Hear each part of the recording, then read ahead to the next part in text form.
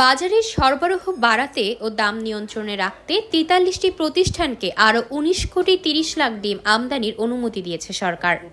মঙ্গলবার বাণিজ্য মন্ত্রণালয় সূত্রে এ তথ্য জানা গেছে। সূত্র জানায়, বাণিজ্য মন্ত্রণালয় গত ১৮ নভেম্বর এই ডিম আমদানির ব্যাপারে প্রয়োজনীয় ব্যবস্থা নিতে আমদানি রফতানি প্রধান নিয়ন্ত্রকের দফতরে চিঠি দিয়েছে। শিগগিরই এ বিষয়ে আদেশ জারি হবে।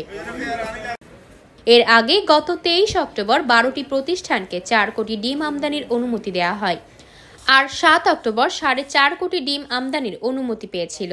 চলতি বছরের ৩১ ডিসেম্বর পর্যন্ত এই অনুমতি বলবৎ থাকবে।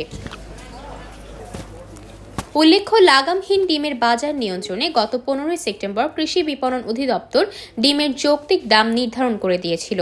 সে অনুযায়ী প্রতিটি ডিমের দাম উৎপাদন পর্যায়ে ১০ টাকা ৫৮ পয়সা, পাইকারি পর্যায়ে ১১ টাকা ০১ পয়সা ও খুচরা পর্যায়ে ১১ টাকা ৮৭ পয়সা বিক্রি হওয়ার কথা।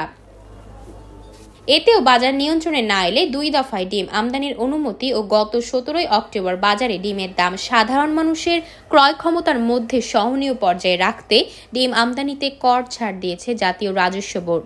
সেদিন ডিমের উপর বিদ্যমান আমদানি শুল্ক ২৫% থেকে কমিয়ে ৫% নির্ধারণ করা হয়েছে। তবে সরকারি বিভিন্ন মন্ত্রণালয় ও অধিদপ্তরের বাজার মনিটরিং, বিভিন্ন বাজারে ডিম ব্যবসায়ীদের সঙ্গে দফায় দফায় বৈঠক, ভারত থেকে ডিম আমদানি ও আমদানি শুল্ক হ্রাস সহ নানা নাটকীয়তার পর কিছুটা স্বস্তি ফিরতে শুরু করেছে ডিমের বাজারে। বর্তমানে প্রতি ডজন ডিম বিক্রি হচ্ছে ১৪৪ টাকায়। আতকিয়া মাইমুনা, বার্তা 24।